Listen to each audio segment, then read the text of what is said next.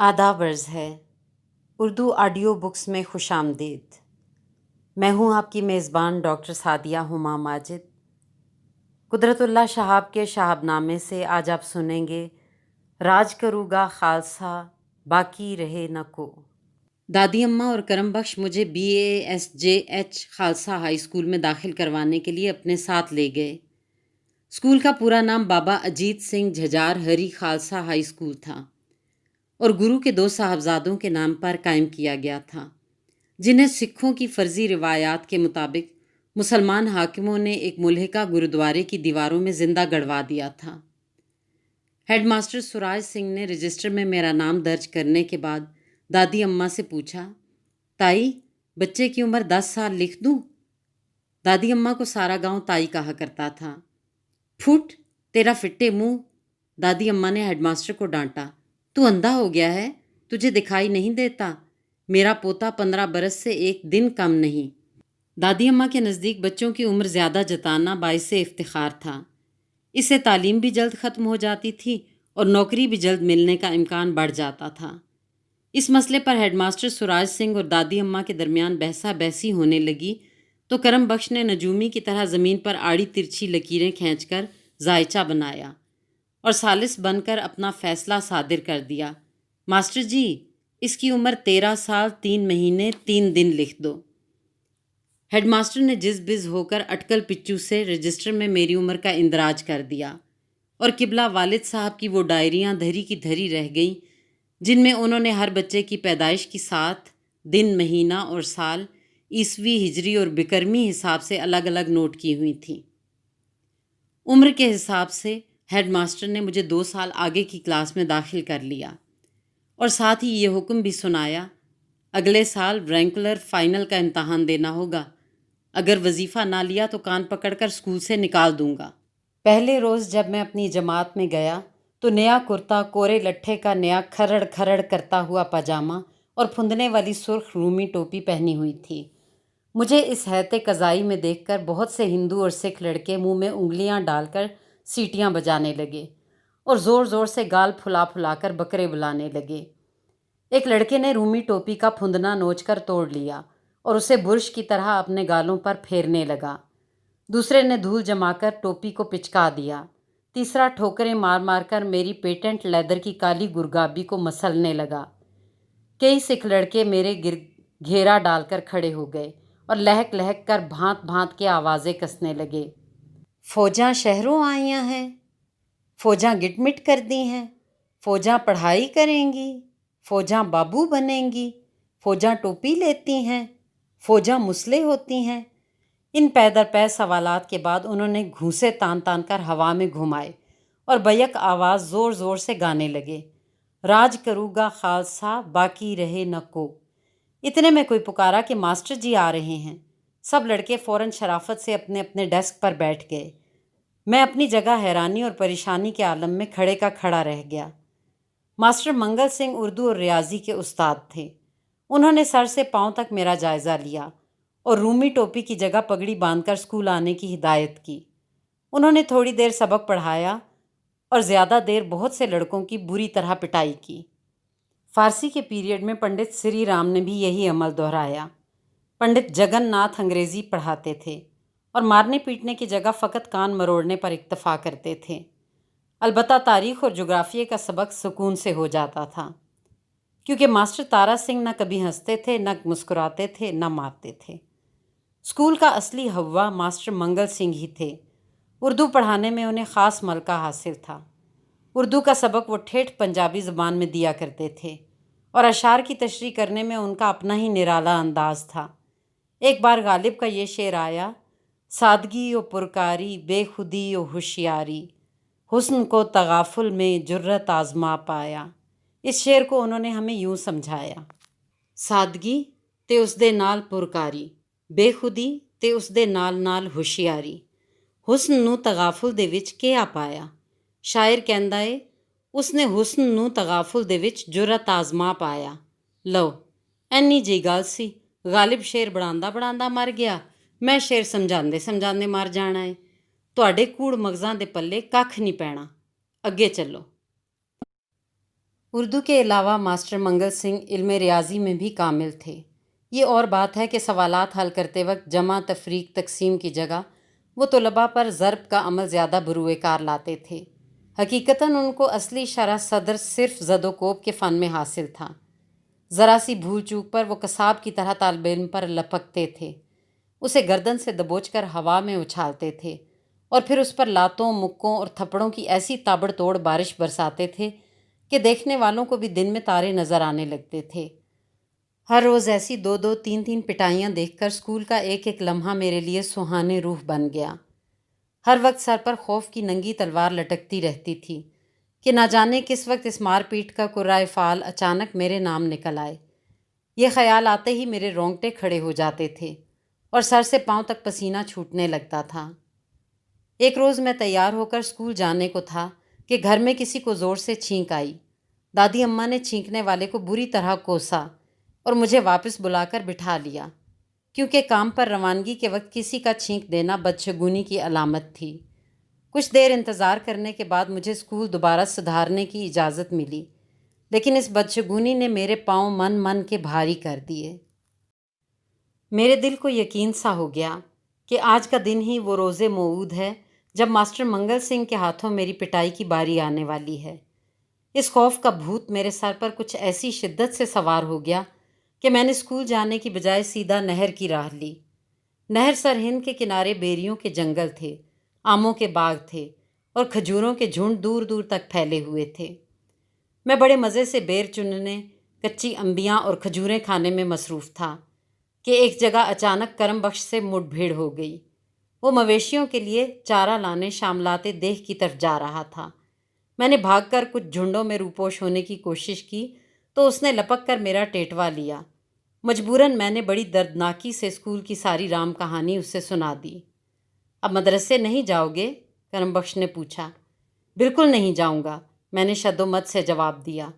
ہاں جی ہاں، کرم بخش بولا، کتابوں میں کیا رکھا ہے؟ عیش کی زندگی تو میری طرح گھاس کھودنے میں ہے۔ بچوں، آؤ آج تمہیں یہ کرتب بھی سکھا دوں۔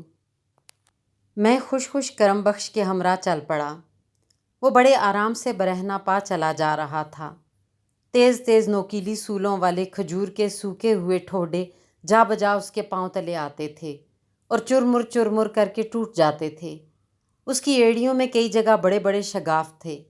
ہر سال سردیوں میں وہ قصبے کے موچی کے پاس جاتا تھا اور جس طرح دوسرے لوگ اپنے ٹوٹے ہوئے جوتے مرمت کرواتے تھے، کرم بخش کھڑے کھڑے اپنی ایڑیوں کی پھٹی ہوئی کھال سلوا لیتا تھا۔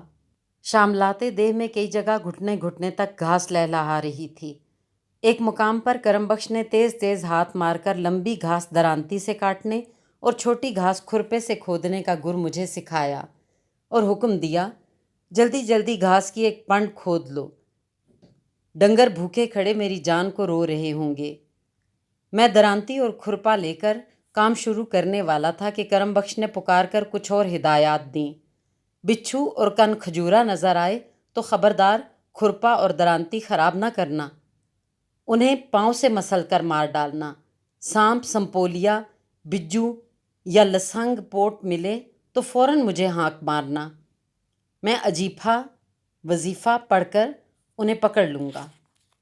سانپ سے تو خیر میں واقف تھا، لیکن باقی نام میرے لیے اجنبی تھے۔ بجو کے متعلق کرم بخش نے اطلاع دی کہ مہین مہین آنکھوں والا بڑا ہوشیار جانور ہے اور قبروں سے تازہ مردے نکال کر اکڑوں بٹھا لینا یا کٹھ پتلیوں کی طرح اپنے ساتھ ساتھ چلا لینا اس کا دل پسند مشغلہ ہے۔ لسانگ پوٹ انسان کی گدی پر بیٹھ کر اپنے پنجے پیچکس کی طرح اس کی کھوپڑی میں گاڑتا ہے اور چونچ سے ٹھونگے مار مار کر تازہ بھیجا کھانے کا بڑا شوقین ہے۔ کرم بخش تو ایک درخت کے سائے میں آلتی پالتی مار کر بیٹھ گیا اور کمر سے ہزاروں منکوں والی تسبیح کھول کر وظیفہ کرنے لگا، لیکن میری ہمت کے بادبان کی ساری ہوا ٹھس سے نکل گئی۔ ایک تو مجھ سے گھاس ہی نہ کٹتی تھی، دوسرے قدم قدم پر عجیب و غریب حشرات الارض کا خوف میرے دل پر ہتھوڑے مارتا تھا۔ ایک دو جگہ سوراخوں میں سانپ کی کینچلی پھنسی ہوئی نظر آئی تو میں بھاگ کھڑا ہوا اور کرم بخش کے پاس آ کر بڑی عاجزی سے ہتھیار ڈال دیے۔ اچھا، گھاس تو میں کھود ہی لوں گا، تم کل سے اسکول جاؤ گے نا؟ اس نے پوچھا۔ بالکل نہیں، میں نے جازم جواب دیا۔ کرم بخش چمک کر اٹھا۔ پہلوانوں کی طرح اس نے مجھے کلاوے میں لے کر ہتھکٹی لگائی اور پھر پالٹ مار کر منہ کے بل زمین پر گرا دیا۔ اس نے ایک پاؤں میری گردن پر رکھا اور دوسری ایڑی سے میری کمر پر پے در پے ضرب لگانے لگا۔ مقابلہ تو دل ناتواں نے خوب کیا، لیکن تابکہ آخر اسکول کے بارے میں بھی میں نے مجبوراً ہتھیار ڈال دیے۔ توبہ کرو اور ناک سے زمین پر 7 لکیریں کھینچو، کرم بخش نے حکم دیا۔ میں نے حکم کی تعمیل کر دی۔ قسم کھاؤ کہ دوبارہ اسکول سے نہیں بھاگو گے، کرم بخش نے دوسرا حکم دیا۔ میں نے فوراً قسم کھا لی۔ اس فرض منصبی سے فارغ ہو کر کرم بخش نے گھاس کھود دی اور پھر آرام سے بیٹھ کر زمین میں ایک دوسرے سے کچھ فاصلے پر 3-3 4-4 انچ گہرے 2 سوراخ کھودے۔ میں سمجھا کہ شاید اب ہم اخروٹ یا بنٹے کھیلیں گے، لیکن اس نے بڑی چابک دستی سے زیر زمین ٹنل سی کھود کر دونوں سوراخوں کو آپس میں ملا دیا۔ ایک سوراخ میں اس نے کوئی چیز ایسے ٹھونسی جیسے پائپ میں تمباکو بھرا جاتا ہے۔ دوسرے سوراخ میں اپنے ہونٹ فٹ کر کے وہ منہ کے بل زمین پر لیٹ گیا اور سرکنڈا جلا کر پہلے سوراخ پر رکھ دیا۔ کرم بخش نے زور زور سے 2-4 سوٹے مارے، آگ کا شعلہ سا لپکا اور پھر وہ پاس پڑی ہوئی ایک اینٹ پر سر ٹکا کر غٹ سو گیا۔ گانجے کے اس عمل کے 2-2.5 گھنٹے کے بعد جب وہ جاگا تو خوب چست تھا۔ واپسی پر کرم بخش گلہری کی طرح ایک کھجور کے درخت پر چڑھ گیا اور پکی ہوئی رسیلی کھجوروں کا ایک گچھا مجھے کھانے کو دیا، ساتھ ہی وعدہ کیا کہ آج کی بات وہ گھر میں کسی کو نہ بتائے گا۔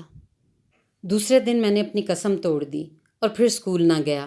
البتہ کرم بخش کی زد سے محفوظ رہنے کے لیے نہر پر جانے کی بجائے گگا ماڑی چلا گیا۔ گگا ماڑی ایک کچا کوٹھا تھا جو گاؤں سے 2-2.5 میل باہر ایک لکو دک ریتلے ٹیلے پر بنا ہوا تھا۔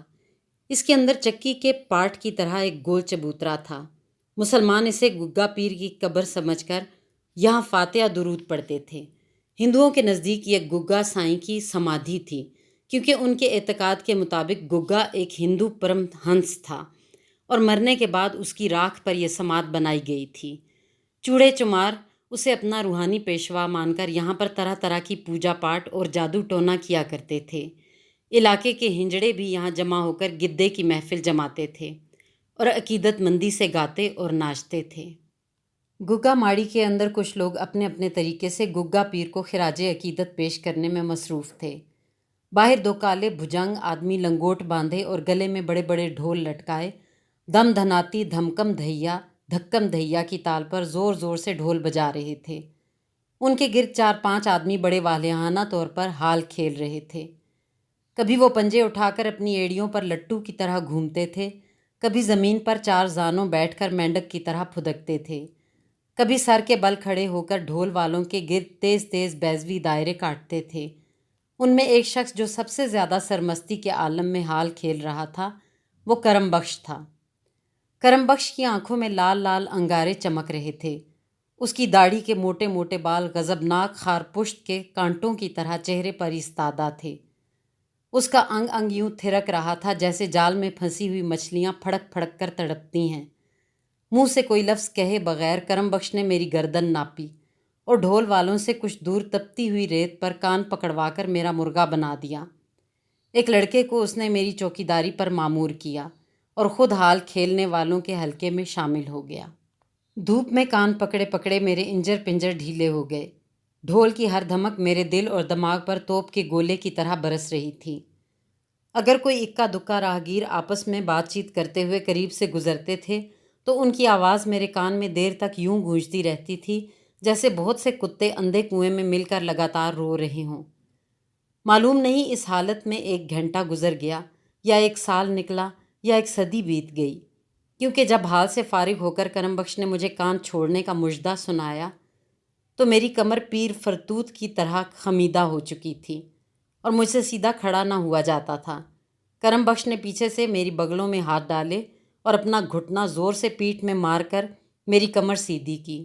پھر اس نے حکم دیا کہ زمین پر ناک سے 21 لکیریں نکال کر توبہ کروں۔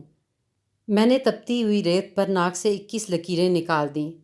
قسم کھاؤ کہ آپ پڑھائی سے نہ بھاگو گے، کرم بخش کڑکا۔ میں نے بخوشی اللہ کی قسم کھا لی۔ رسول کی قسم کھاؤ، کرم بخش نے کہا۔ میں نے بلا تکلف رسول اللہ کی قسم بھی کھا لی۔ قرآن کی قسم کھاؤ۔ میں نے اس کی بھی تعمیل کر دی۔ اب اپنی جان کی قسم بھی کھاؤ، کرم بخش نے حکم لگایا۔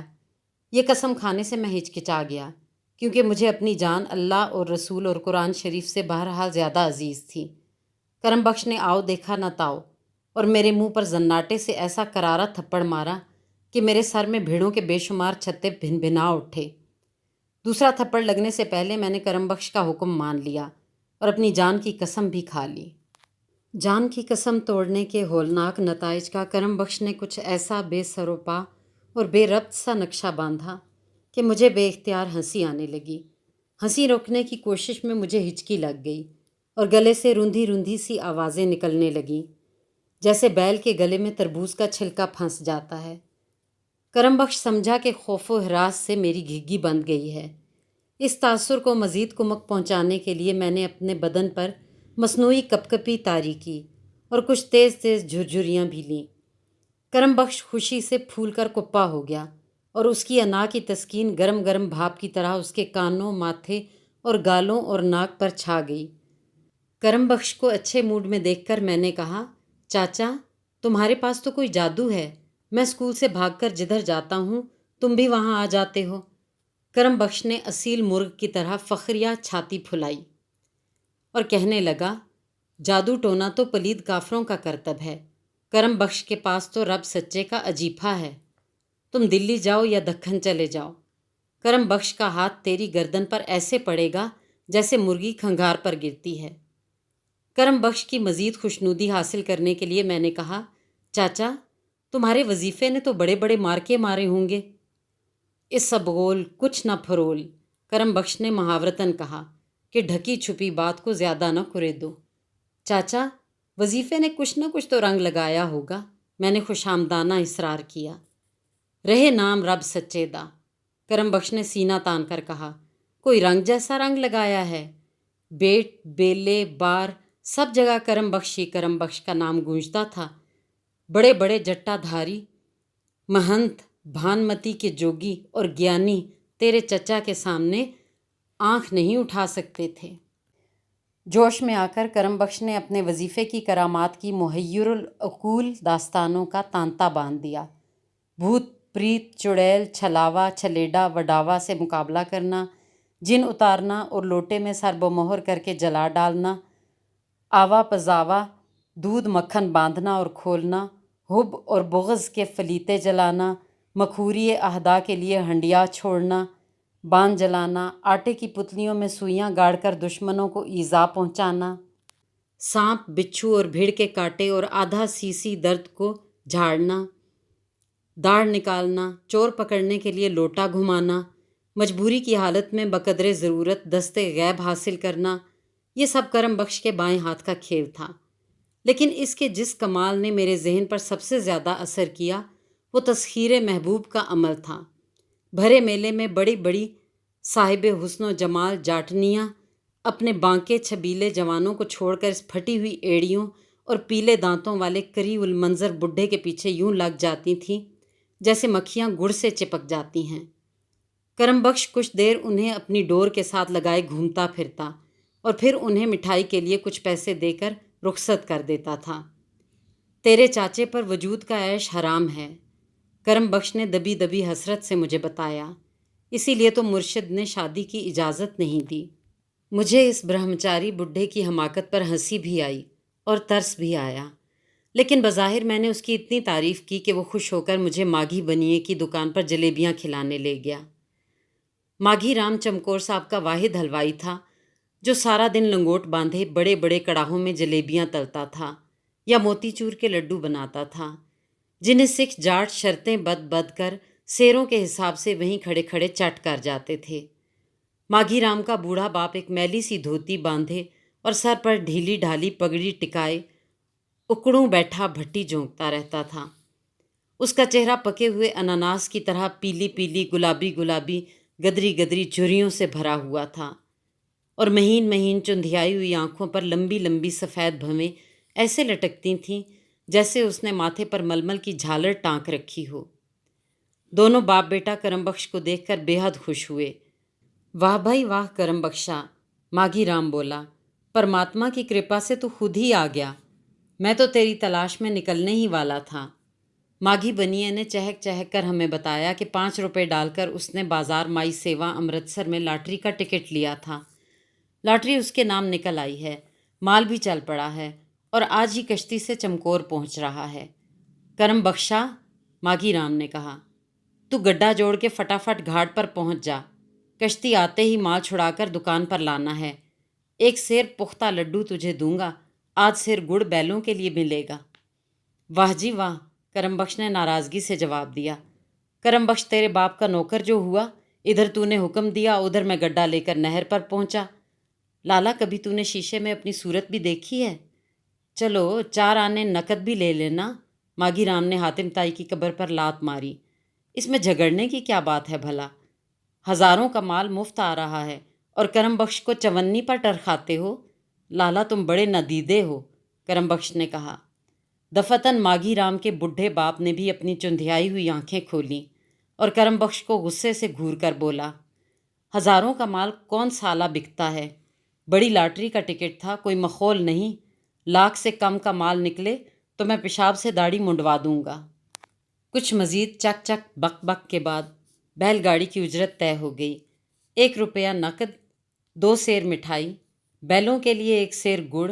بیانہ کے طور پر کرم بخش نے آدھ سیر جلیبیاں پیشگی تلوا لیں اور ہم مزے مزے سے جلیبیاں ٹھونگتے کھلیان پہنچے۔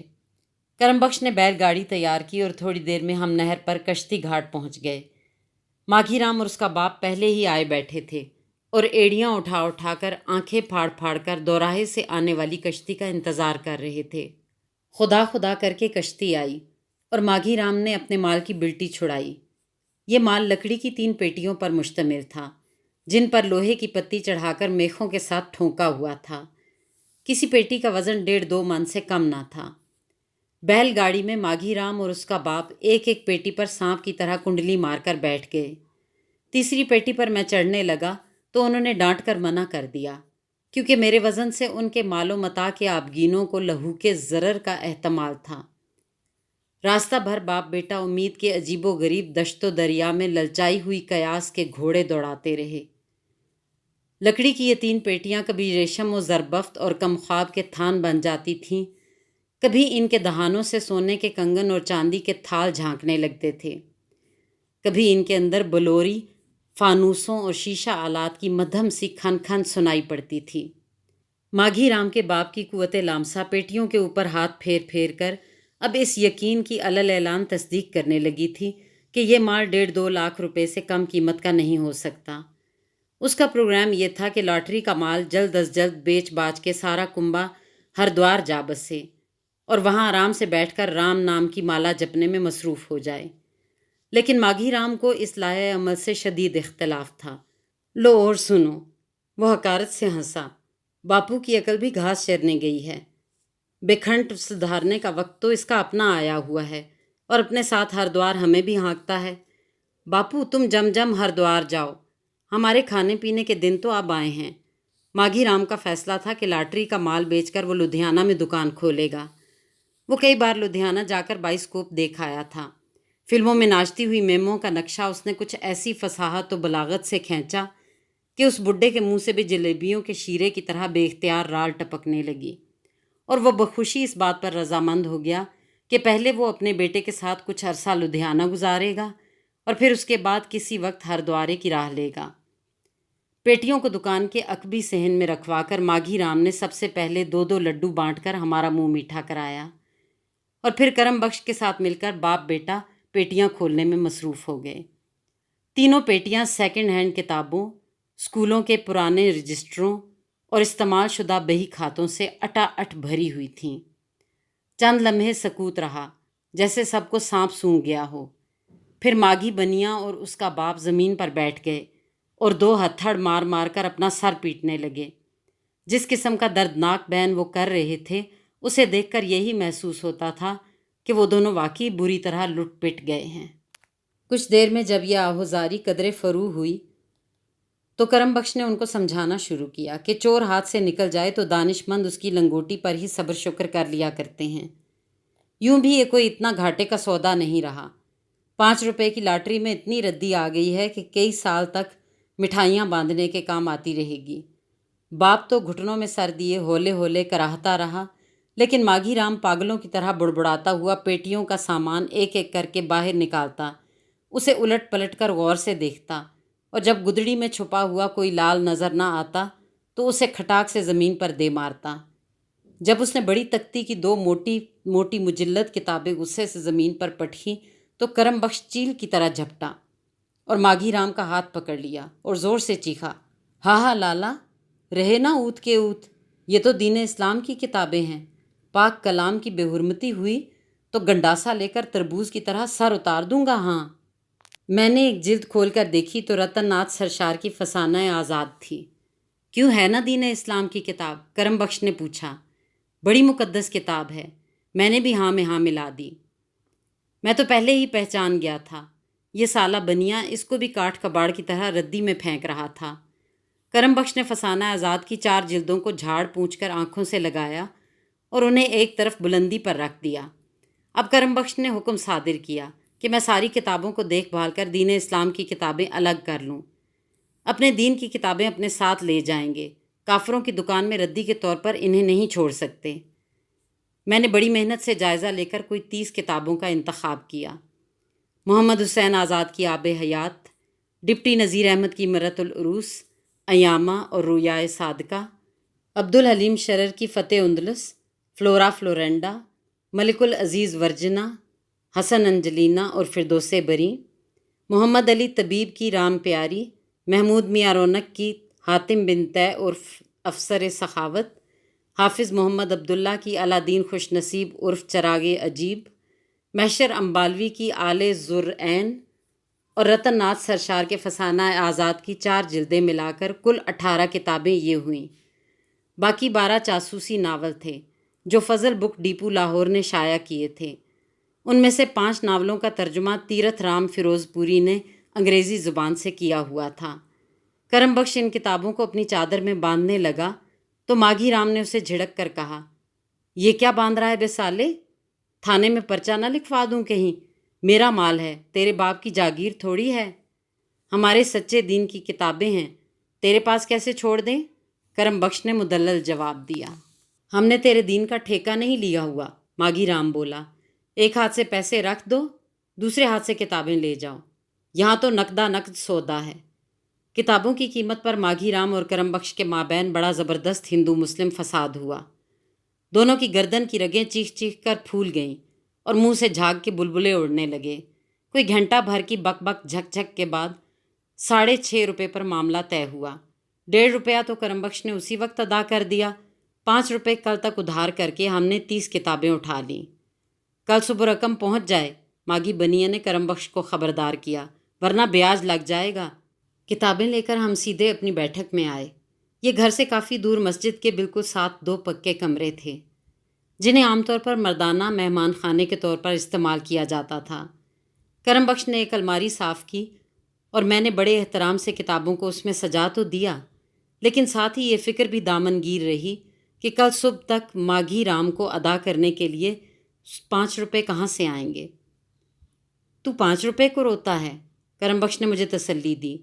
दीन प्यारे के लिए करम बख्श की गर्दन भी कट जाए तो परवाह नहीं। चाचा, गर्दन तो मुफ्त कट जाती है, लेकिन माघी राम तो नकद मांगता है।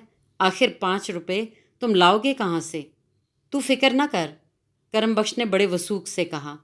ये तो दीन इस्लाम की बात है। रब सच्चे ने तो मुझे मुजरा देखने के लिए भी मुंह मांगे पैसे दिए हैं।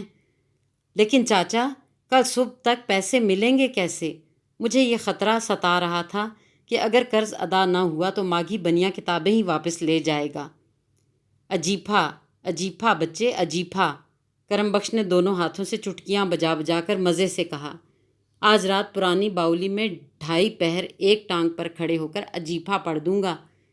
सूरज बाद में निकलेगा, पैसे पहले पहुंच जाएंगे। अपने वजीफ़े की शान में करम बख्श ने पंजाबी के कुछ बैत गा गा कर पढ़े। उनमें अल्लाह की हम्द और रसूल अल्लाह की सना भी थी। रसूल अल्लाह का नाम आते ही करम बख्श अपने दोनों हाथ चूम कर आँखों से लगाता था और सिसकियाँ भर भर कर रोने लगता था। करम बख्श को अकीदतमंदी की आग में खोलते हुए पानी की तरह पेचोताब खाते देखकर میں بھی اپنی عیاری کا جال بچھا کر طاق میں بیٹھ گیا اور موقع پا کر بڑی صفائی سے اس کی سادہ لوہی کے نہلے پر اپنی مکاری کا دہلا دے مارا۔ وہ پگھلے ہوئے موم کا تودا بنا بیٹھا تھا۔ میں نے اپنے فن آزری کے 2-4 ہاتھ چلائے اور بڑی آسانی سے اسے اپنے سانچے میں ڈھال لیا۔ سانچہ یہ تھا کہ خالصہ ہائی اسکول کفر کا گہوارہ ہے۔ اسلام کے ارکان خمسہ کی بجائے سکھوں کے 5 ککوں کنگھا، کیس، کچ، کڑا، کرپان سے واسطہ پڑتا ہے۔ شبد گانے پڑتے ہیں۔ اساوری کے کیرتن میں شامل ہونا ضروری ہے۔ جپ جی اور ارداس کا سیکھنا بھی لازمی ہے۔ گرو گرنتھ کے پاٹھ میں سر زمین پر رکھ کر نمسکار بھی کرنا پڑتا ہے، اور گیانیوں، گرنتھیوں، پاٹھکوں اور سیواکاروں کے منہ سے دن رات مسلمانوں کے خلاف مغلظات بھی سننا پڑتی ہیں۔ اپنا دین بچانے کے لیے ضروری ہے کہ میں ان خطرات میں مبتلا ہونے سے پہلے اپنا ایمان مضبوط کر لوں اور دوبارہ اسکول جانے سے پہلے کچھ دن لگا کر وہ بصیرت و فروز کتابیں پڑھ لوں جو ہم اتنی محنت سے ماگھی رام کے پنجے سے چھڑا کر لائے ہیں۔ کرم بخش تو پہلے ہی رسگلے کی طرح دین اسلام کے شیرے میں لتھڑا ہوا بیٹھا تھا۔ میری چرب زبانی کے جالے میں وہ مکڑی کی طرح فٹ ہو گیا۔ اس نے میرے دینی جذبات پر مجھے شاباش دی اور بڑی رقت سے مجھے اپنے مرشد کے کچھ عارفانہ بیت ترنم سے سنائے، جن کا مطلب کچھ اس طرح کا تھا کہ دین کے علم میں غوطہ کھاؤ تو موتی مونگا پاؤ، دنیا کے علوم میں کھو جاؤ تو مردار ہڈیاں کماؤ اور کتوں کی طرح بیٹھ کر ساری عمر چباؤ۔ ایک پنتھ 2 کاج، آم کے آم گٹھلیوں کے دام، اسکول کو بھی سلام، ماسٹر منگل سنگھ سے بھی نجات، اور 30 ناولوں کی دنیا آگے پیچھے آباد۔ اب میں صبح سویرے تیار ہو کر گھر سے اسکول جانے کو نکلتا، کرم بخش مجھے بیٹھک میں بند کر کے باہر سے تالا لگا دیتا۔ دوپہر کے وقت وہ کچھ روٹیوں پر تازہ مکھن اور شکر ڈال کے مجھے دے جاتا، اور 4 بجتے ہی میں بستہ بغل میں دبائے مسکین صورت بنائے پابندی سے گھر پہنچ جاتا۔ کرم بخش نے ہیڈ ماسٹر سراج سنگھ کو جا کر بتا دیا کہ ماسٹر منگل سنگھ کی پٹائی کے خوف سے بچے کا دل دہل گیا ہے، اسے تاپ چڑھتا ہے، تندرست ہوتے ہی اسکول آنا شروع کر دے گا۔ کوئی 3 ہفتے میں اسی طرح کرم کتابی بن کر اپنی بیٹھک میں معتکف رہا۔ جتنی محنت میں نے ان ایام میں کی ہے ساری عمر پھر کبھی نہیں کی۔ 20-22 دن کے بعد جب میں نے دوبارہ اسکول جانا شروع کیا تو حب سے دم کرنے والے جوگیوں کی طرح میری کایا کلپ ہو چکی تھی۔ ماسٹر منگل سنگھ کے خوف سے زبان میں لکنت کی جگہ آب حیات کے پرشکو فکرے فراٹے بھرنے لگے تھے۔ تنہائی میں میری حدیث نفس بھی عبدالحلیم شرر اور رتن ناتھ سرشار کی عبارت میں ہونے لگی۔ کلاس روم میں تابڑ توڑ 3-4 جواب مضمون لکھ کر میں نے اپنا سکہ کچھ ایسا بٹھا لیا کہ کبھی کبھی ماسٹر منگل سنگھ اردو کا سبق میرے سپرد کر کے خود غائب ہو جاتے تھے۔ 4-5 ہندو لڑکے تو آرام سے سبق پڑھ لیتے تھے، لیکن سکھ طالب علم الگ بیٹھ کر بڑا ادھم مچاتے تھے۔ سبق کے دوران وہ جو بولے سو نہال ست سری اکال کے نعرے لگاتے رہتے تھے، اور اخیر میں کھڑے ہو کر زور زور سے ڈیسک بجاتے تھے اور میری طرف مکے تان تان کر اپنا مخصوص قومی ترانہ گاتے تھے، راج کروں گا خالصہ باقی رہے نہ کو۔ کچھ عرصے کے بعد سنگھ سبھا کا تہوار آیا۔ یہ سکھوں کا سالانہ میلہ تھا جو چمکور صاحب میں لگا کرتا تھا۔ اس موقع پر سکھوں کا ایک دیوان بھی منعقد ہوتا تھا جس میں سکھ پنتھ کی شان اور گرو صاحبان کی عظمت پر بڑی دھواں دھار تقریریں ہوتی تھیں۔ اس سال خالصہ ہائی اسکول کی طرف سے دیوان میں گرو نانک پر مضمون پڑھنے کے لیے میرا انتخاب ہوا۔ میں نے عبدالحلیم شرر کے ناولوں سے شجاعت و سخاوت و ذکاوت کے قصے نکالے، رتن ناتھ سرشار سے میاں آزاد کا دمخم اڑایا، الفاظ و بیاں کی شوکت محمد حسین آزاد سے لی، اور کئی کتابوں کے صفحے نقل کر کے ان میں مناسب ترمیم و تحریف کے بعد ایک سترنگی خلت فاخرہ تیار کر کے گرو مہاراج شری نانک دیو کو پہنا دی۔ مضمون کے آخر میں گرو نانک کی مدح میں 20 اشعار کا ایک منظوم قصیدہ بھی تھا۔ اس قصیدے کی تیاری میں محشر امبالوی کی تصنیف آل زرعین سے بڑی مدد ملی۔ یہ کتاب دراصل آرائیں برادری کی تاریخ تھی جس میں فاضل مصنف نے اس قوم کو عرب کے ایک نجیب الطرفین قبیلے زرعین کی آل اولاد ثابت کیا تھا۔ عجیب و غریب تاریخی حقائق و شواہد کے علاوہ اس کتاب میں آرائیوں کی عظمت و فضیلت پر بہت سی نظمیں بھی تھیں۔ بحر طویل میں ایک نظم مجھے پسند آئی۔ میں نے اس میں بلبلانے بے نظیر، سلعلانے ہم سفیر جیسی ترکیبیں حذف کر دیں اور ان کی جگہ گرو نانک دیو کے جملہ القاب و صفات کو ٹھونس کر ایک شاندار قصیدہ تیار کر لیا۔ سنگھ سبھا کے دیوان میں 2500-3000 کا مجمع تھا۔ مہاراجہ پٹیالہ کرسی صدارت پر متمکن تھے۔ پنڈال میں ایک طرف نہنگ اکالی بیٹھے تھے، دوسری طرف نرنکاریوں کا اجتماع تھا۔ ایک کونے میں کلال گڑھی کے کچھ مونے سکھ تھے، درمیان میں عوام الناس زمین پر بیٹھے تھے۔ اسٹیج کے اوپر دائیں طرف علاقے کے افسر اور رئیسوں کی کرسیاں تھیں، بائیں جانب ہمارے اسکول کا سٹاف تھا۔ پنڈال سے باہر ایک کونے میں 30-40 مسلمان مرد و زن بھی اچھوتوں کی طرح الگ تھلگ کھڑے تھے۔ یہ چمکور کی آرائی برادری تھی جو کرم بخش کی ترغیب پر سکھوں کی بھری ہوئی محفل میں میری تقریر کا محیر العقل کارنامہ دیکھنے کے شوق میں چلے آئے تھے۔ اسٹیج پر آ کر مجھے اپنی زندگی کی پہلی تقریر کرنے میں کوئی خاص دشواری پیش نہ آئی۔ میرا کام تو فقط زبان ہلانا تھا، ورنہ فکرے پر فکرہ تو شرر اور سرشار اور آزاد کے قلم سے نکل کر خود بخود پرواز کرتا تھا۔ پنڈال میں بالکل سکوت تھا۔ جب میں نے ترنم سے بحر طویل کا قصیدہ الاپنا شروع کیا تو یہ سناٹا اور بھی گہرا ہو گیا۔ میری تقریر دل پذیر ختم ہوئی تو پنڈال میں کئی جانب سے شاباش شاباش کی آوازیں آئیں۔ مہاراجہ پٹیالہ جو کرسی صدارت میں نیم خوابیدہ بیٹھے تھے، اچانک چونکے۔ انہوں نے مجھے تھپکی دی۔ اپنی جیب سے ملکہ وکٹوریہ کی مورت والا چاندی کا 1 روپیہ نکالا، اسے انگلی پر آویزاں کر کے انگوٹھے سے اچھال کر ٹن سے بجایا اور مجھے انعام میں دے دیا۔ دیوان ختم ہوتے ہی میری جماعت کے سکھ لڑکے مجھے کشاں کشاں اسکول کے پچھواڑے میں لے گئے۔ کچھ دیر انہوں نے راج کروگا خالصہ باقی رہے نہ کو آلاپ آلاپ کر میرے گردا گرد بھنگڑا ڈالا اور پھر مہاراجہ پٹیالہ کے انعام کا روپیہ زبردستی چھین کر لے گئے۔ میرے مضمون اور قصیدے کی کامیابی نے گویا میرے سینے میں بندھی ہوئی بہت سی گھنڈیاں کھول دیں۔ آل زرعین کی نظموں سے قافیے اور ردیف جمع کر کے اب میں نے کچھ اپنی تک بندی بھی شروع کر دی۔ پہلے روتک جموی تخلص رکھا، پھر کسی ضرورت شعری سے مجبور ہو کر جعفر چمکوری سے بدل ڈالا۔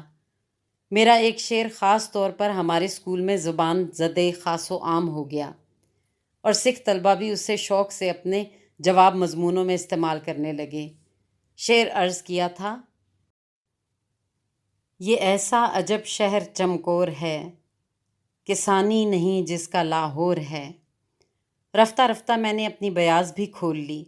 ایک روز شام کے وقت میں نہر کے کنارے ٹہل ٹہل کر فکر سخن کر رہا تھا کہ ماسٹر منگل سنگھ بائیسیکل پر سوار ادھر سے گزرے۔ مجھے دیکھ کر رک گئے اور بیاض لے کر اس کا معائنہ کرنے لگے۔ 1-2 جگہ ٹھٹک کر مجھے گھورا اور غصے سے ہوں کہا۔ پھر ایک غزل پر پہنچے جس میں عرض کیا تھا: میرے منہ پہ زلفیں گرانے کو آجا، میری بات بگڑی بنانے کو آجا، تیری یاد کی گھنٹیاں بج رہی ہیں، میرے دل کی دنیا بسانے کو آجا، برا حال ہے جعفر خستہ جاں کا، میری جانے جانا بچانے کو آجا۔ ماسٹر منگل سنگھ بجلی کی طرح تڑپے اور بیاض پھاڑ کر نہر میں پھینک دی۔ پھر وہ دونوں ہاتھ کمر پر رکھ کر جلاد کی طرح میرے سامنے کھڑے ہو گئے اور کڑک کر بولے: ورنکولر فائنل کا امتحان سر پر آیا کھڑا ہے اور یہ مرزا غالب کی اولاد شاعری کے ٹل کھڑکا رہی ہے، کیوں بے؟ یہ کیا واہیات بکواس ہے؟ انہوں نے مجھے بالوں سے پکڑ کر گھسیٹا اور ٹانگ گھما کر زمین پر پٹخ دیا۔ پھر وہ دیر تک لاتوں مکوں اور تھپڑوں سے میری خاطر خواہ تواضع فرما کر اپنے بائیسیکل پر سوار ہو کے رخصت ہو گئے۔ میں نے اٹھ کر گالوں اور کوہنیوں کو سہلایا، کپڑے جھاڑے اور اطمینان کی سانس لے کر از سر نو مشق سخن میں مصروف ہو گیا۔ ورنکلر فائنل کے لیے ہمارے امتحان کا centre government high school Ropar مقرر ہوا۔ روپڑ کا شہر چمکور صاحب سے کوئی 11 میل کے فاصلے پر واقع تھا۔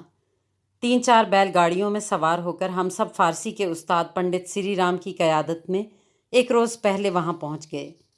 سکھوں کے ایک مقامی ہاسٹل میں ہمیں ٹھہرایا گیا۔ سورج غروب ہوتے ہی کھانے کی گھنٹی بجی۔ سب لڑکے اپنی اپنی رکابی گلاس اور گھی لے کر لنگر خانے میں حلقہ باندھ کر بیٹھ گئے۔ مسلمان بس ایک میں ہی تھا، اس لیے مجھے چوکے سے باہر دوسروں سے الگ خاصی دور بٹھا دیا گیا۔ ایک لانگری کڑچھی ہاتھ میں لیے دال بانٹ رہا تھا۔ 2 سکھ ایک بہت بڑے توے پر تیز رفتاری سے پھلکے پکا رہے تھے۔ وہ بار بار اپنی داڑیاں کھجاتے تھے اور پسینے کے بڑے بڑے قطرے روٹیوں کے لیے گندھے ہوئے آٹے میں مسلسل ٹپک رہے تھے۔ یوں بھی وقتاً فوقتاً وہ اپنی گردن اور بغلوں کا پسینہ پونچھ کر انہی گیلے ہاتھوں سے چپاتیاں پکانے لگتے تھے۔ دال والا لانگری بھی دیگچے کے آس پاس زور زور سے ناک صاف کرتا تھا اور رینٹ کو انگلیوں کے درمیان دیر تک کولڈ کریم کی طرح ملتا رہتا تھا۔ ساتھ ہی وہ بار بار کھانس کر بلغم کے بڑے بڑے غلفے اپنے سامنے تھوک کر انہیں انڈوں کی زردی کی طرح پاؤں کے انگوٹھے سے مسل دیتا تھا۔ لانگریوں کے یہ بے تکلفانہ انداز دیکھ کر میرا جی متلانے لگا اور میں سر درد کا بہانہ کر کے کھانا کھائے بغیر لنگر سے اٹھ آیا۔ ہاسٹل کے جس کمرے میں مجھے جگہ ملی اس میں 10-12 سکھ لڑکے اور بھی تھے۔ سونے سے پہلے انہوں نے کپڑے اتار ڈالے، کچھ دیر ننگے ٹہل کر جسم کو ہوا لگائی اور پھر ایک ایک کچرا اور بنڈی پہن کر بیٹھ گئے۔ پہلے انہوں نے اپنے کیس کھولے اور انہیں جھٹک جھٹک کر کنگا کیا، پھر سرسوں کا تیل ڈال کر داڑیاں چڑھائیں اور ان پر میلی میلی پٹیاں سی باندھ لیں۔ بغلوں کے لمبے لمبے بالوں کو بھی انگلیوں سے مروڑ مروڑ کر ان میں کنڈل ڈالیں، اور اس ٹوائلٹ سے فارغ ہو کر وہ بڑی دیر تک آپس میں فحش گفتگو اور دھینگا مشتی کرتے رہے۔ 2 لڑکوں نے آمنے سامنے بیٹھ کر ہتھ رسی کا مقابلہ بھی کیا۔ لنگر سے وہ آپس میں شرطیں لگا کر چنے کی دال کے ساتھ 20-20 30-30 چپاتیاں کھا کر آئے تھے۔ اب رضائی میں لیٹ کر اگر ایک لڑکا ڈکار لیتا تھا تو باقی سب بھی اس کے مقابلے میں زور زور سے ڈکارتے تھے۔ اگر ایک لڑکے سے باد شکم کا جھونکا سرزد ہوتا تھا تو دوسرے بھی بآواز بلند اس کا ساتھ دیتے تھے۔ رفتہ رفتہ کمرے کی فضا میں سنڈاس کی کثافت رچ گئی اور رضائی میں منہ سر لپیٹے بھی مجھے ساری رات ابکائیاں آتی رہیں۔ صبح 9 بجے پرچہ تھا۔ پرچہ ختم ہوتے ہی میں امتحان کے ہال سے نکلا اور پا پیادہ چلتا ہوا غروب آفتاب کے وقت چمکور صاحب پہنچ گیا۔ اگلی صبح پھر میں 4 بجے دوسرا پرچہ دینے روپڑ کے لیے پیدل روانہ ہو گیا۔ کرم بخش مجھے نہر تک چھوڑنے آیا۔ شدید سردیوں کے دن تھے، چاروں طرف بڑی گہری دھند چھائی ہوئی تھی، گھاس پر کورا جما ہوا تھا، گھپ اندھیرے میں دور تک پھیلے ہوئے جھنڈ یوں نظر آتے تھے جیسے بہت سے ہاتھی سونڈ اٹھائے کھڑے ہوں۔ وقتاً فوقتاً گیدڑوں کے چیخنے کی آواز بھی آتی تھی۔ ان کی چیخوں کے ساتھ گاؤں کے کتے بھی زور زور سے رونے لگتے تھے۔ ان دنوں سارے علاقے پر جگموہن سنگھ ڈاکو اور اس کے گروہ کی دہشت بیٹھی ہوئی تھی۔ ان کی شجاعت، سخاوت اور بے رحمی کے عجیب و غریب قصے زبان زدے خاص و عام تھے۔ کبھی کبھی میرے دل میں ایک دبی دبی خواہش چوری چوری سر اٹھاتی تھی کہ اگر قسمت یاوری کرے اور جگموہن سنگھ ڈاکو مجھے پکڑ کر اپنے گروہ میں شامل کر لے تو میری زندگی کا بھی کوئی مقصد بن جائے۔ کرم بخش نے مجھے بتایا کہ جگموہن آج کل شملہ پہاڑ کے راجوں اور راجواڑوں کی لوٹ مار میں مصروف ہے، اس لیے نہر سرہند کا کنارہ مسافروں کے لیے بالکل محفوظ ہے۔ تاہم احتیاطاً اس نے میری پاکٹ واچ اتروا کے اپنے پاس رکھ لی۔ مجھے نہر تک پہنچا کر کرم بخش واپس لوٹ گیا۔ میں نے اپنی لاٹھی کندھے پر رکھی اور روپڑ کی طرف روانہ ہو گیا۔ کہنے کو تو میں روانہ ہو گیا، لیکن دراصل میرے پاؤں میں سیسا بھرا ہوا تھا۔ کچھ سردی اور کچھ خوف سے میرا تن بدن برف کی طرح ٹھنڈا ہو رہا تھا اور آس پاس ذرا سی کھڑکھڑاہٹ سے دل اچھل کر گلے میں پھنس جاتا۔ ابھی کچھ دور ہی گیا تھا کہ نہر کی پٹڑی کے عین درمیان 2 انگارہ سی آنکھیں مجھے گھورتی نظر آئیں۔ میں نے کھانس کھانس کر اپنی لاٹھی زمین پر زور زور سے ماری تو جنگلی بلہ میاؤں کر کے جھاڑیوں میں بھاگ گیا۔ چاروں طرف چھائے ہوئے سناٹے کے گنبد میں وہ میاؤں دیر تک سورہ اسرافیل کی طرح گونجتی رہی۔ 2-4 گیدڑ بھاگتے ہوئے آئے اور میرا راستہ کاٹ کر گزر گئے۔ ایک درخت پر اتنی چمگادڑیں پر پھیلائے الٹی لٹکی ہوئی تھیں کہ شاخوں پر کالا کالا سائبان سا تن گیا تھا۔ میرے قدموں کی چاپ سے ان کے آرام میں خلل پڑا تو چند چمگادڑیں عجیب خوفناک آواز سے چلائیں۔ آگے گیا تو ایک ٹنڈ منڈ درخت پر بہت سے بندر اور چند لنگور شاخ بشاخ الٹی کلا بازیاں کھا رہے تھے۔ ایک لنگور بڑی عجیب بازیگری دکھا رہا تھا۔ درخت کی شاخ کے گرد وہ اپنی دم لپیٹ کر جھولے کی طرح جھولتا تھا اور پھر فضا میں کلابازیاں کھاتا ہوا کسی دوسری شاخ کی طرف لپکتا تھا، لیکن دوسری شاخ کو چھوئے بغیر وہ اسی طرح ہوا میں کلابازی کھا کر واپس لوٹتا تھا اور حسب سابق پہلی شاخ کے ساتھ الٹا لٹک جاتا تھا۔ اس طرح کی اصلی لنگوری جست زندگی میں صرف اسی روز دیکھنا نصیب ہوئی ہے۔ اس کے بعد یہ کرتب فقط امور ریاست اور سیاست اور سفارت ہی میں نظر آئے ہیں۔ 2-3 بندر نہر کی پٹڑی پر بھی بیٹھے تھے، اونگتے کو ٹھیلتے کا بہانہ۔ نیت تو میری دیر سے ڈاواں ڈول ہو رہی تھی۔ اب بندروں اور لنگوروں کو اپنی راہ میں حائل دیکھا تو دل نے بے اختیار گواہی دی کہ جان ہے تو جہان ہے پیارے، امتحان کو گولی مارو اور آرام سے گھر واپس لوٹ چلو۔ ورینکلر فائنل اگلے سال بھی ہو جائے گا۔ میں اسی شش و پنچ میں کھڑا تھا کہ سناٹے میں دور سے ہری اوم کی آواز لہرائی اور تاریکی میں ایک پتلا سا سایہ ابھرا اور ہری اوم رام رام ستھے کی مالا جپتا تیز تیز میرے قریب سے گزر گیا۔ یہ مقصودن پادھا تھا۔ مقصودن پادھا چمکور صاحب کے ہندوؤں کا پروہت تھا۔ سکھ اور مسلمان بھی اس سے اپنے بچوں کی جنم پتریاں بنواتے تھے۔ نجوم اور رمل میں مہارت کے باعث سارے گاؤں میں شادی بیاہ کی تاریخ، سفر پر روانہ ہونے کی ساعت اور مرگ و حیات کی جملہ رسومات کا پروگرام وہی طے کرتا تھا۔ عام بیماریوں کا علاج تو حکیم بسنت رام کے سپرد تھا، لیکن چیچک، خسرہ، پلیگ اور ہیضہ جیسے موذی امراض پر مقصودن پادھا کا کنٹرول تھا۔ اذان کی آواز پر وہ خالی ٹین بجانا شروع کر دیتا تھا تاکہ بول سنائی نہ دیں۔ درود شریف سن کر وہ دونوں کانوں میں انگلیاں ٹھونس لیتا تھا۔ جب کبھی وہ ہمارے محلے سے گزرتا تھا تو مسلمان بچے زور زور سے درود شریف پڑھ کر اس کے پیچھے ہو لیتے تھے۔ یہ سن کر مقصودن پادھا کانوں میں انگلیاں دیے اتنی تیزی سے بھاگنا شروع کر دیتا تھا کہ ہم لوگ بھی اس کے تعاقب میں بری طرح ہانپنے لگتے تھے۔ مقصودن پادھا کا معمول تھا کہ وہ صبح 3-4 بجے اٹھ کر زور زور سے ہری اوم رام رام ستھے کی مہارنی کرتا ہوا نہر پر جاتا تھا اور گرمی ہو یا کڑاکے کی سردی، ٹھنڈے پانی سے اشنان کر کے اپنی پوجا پاٹ شروع کرتا تھا۔ اس کے معمول میں ایسی باقاعدگی تھی کہ اس کے نہر پر جانے اور واپس آنے کی آواز لوگوں کے لیے الارم ٹائم پیس کا کام دیتی تھی۔ میرے قریب سے گزر کر مقصودن پادھا جب بندروں کے پاس پہنچا تو ان کا ایک جمع غفیر اس کے گرد جمع ہو گیا۔ ہنومان جی کو نمسکار کر کے مقصودن نے ایک پوٹلی کھولی اور بہت سی پوریاں بندروں کے سامنے ڈال دیں۔ پھر وہ نہر کے کنارے ایک پتھر کی سل پر بیٹھ گیا اور پانی کی گڑویاں سر پر ڈال ڈال کر چھپا چھپ نہانے لگا۔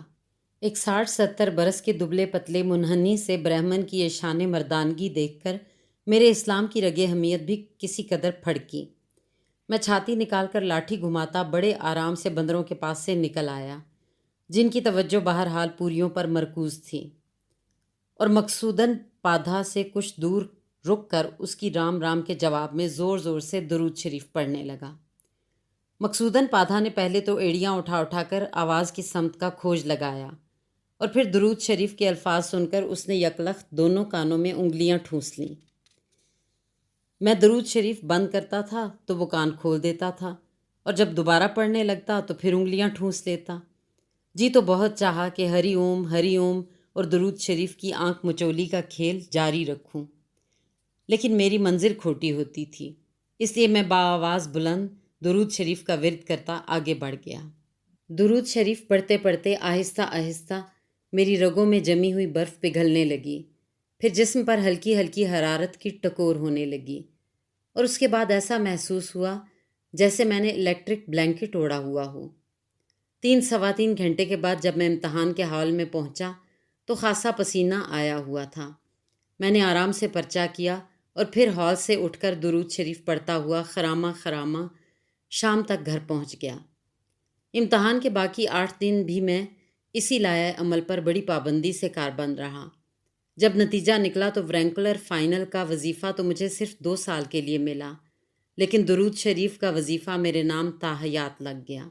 یہ ایک ایسی نعمت مجھے نصیب ہوئی جس کے سامنے کرم بخش کے سارے عجیبے گرد تھے۔